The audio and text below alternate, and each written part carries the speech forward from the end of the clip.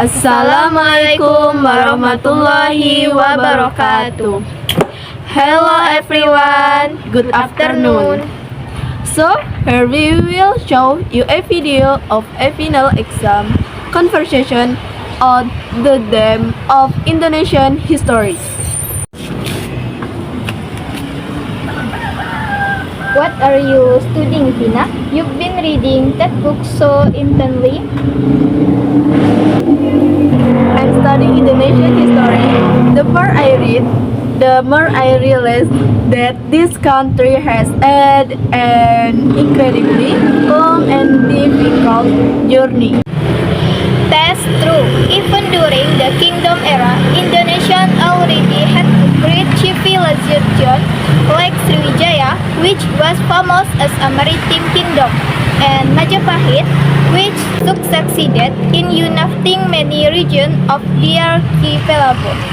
Yes, and what's even more interesting is that since long ago, the archipelago has been an international trade route, so it's only natural that foreign nations began to arrive. At first, they were traders, but eventually they colonized, right? Exactly. The Portuguese arrived around the 16th century, followed by the Dutch. We ended up colonizing Indonesia for more than 3 centuries. That was the most difficult quest for the people at the time.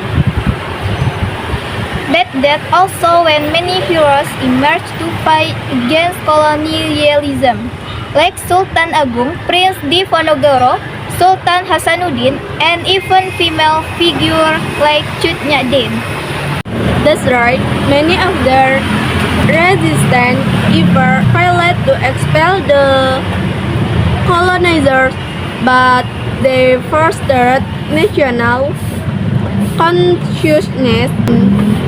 Then came the era of the national movement in the early 20th century. Yes, modern organizations began to emerge, like Budi Utomo in 1908, the Sarekat Islam, Indonesia Partai, and the role Ki Hajar Dewantara through Taman Siswa. And the peak was the momentum of the Youth Pledge of 1928. It was like a turning point where young people from various regions agreed to recognize one. Then Japan invaded in 1942, right? Even today were also colonizers. Japan gave national leaders a little space to organize themselves, although they remain harsh. Yes, that's when the BPU, PKI, and PPKI were formed to prepare the foundation of the state. Finally, Sukarno and Hatta proclaimed independence on August 17, 1945. That moment must have been full of tension, but even after independence, Indonesia was not immediately safe. The DAP carried out to military aggressions. Fortunately, diplomatic effort and the people's struggle went hand in hand. Finally, sovereignty was recognized in 1949. And the journey after that was not easy either.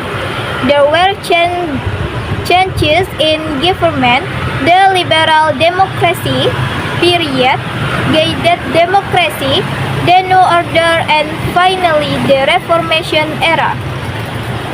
Yes, each period had its own challenge. But from all of that, we learn that Indonesia was formed through a long process, not as I give.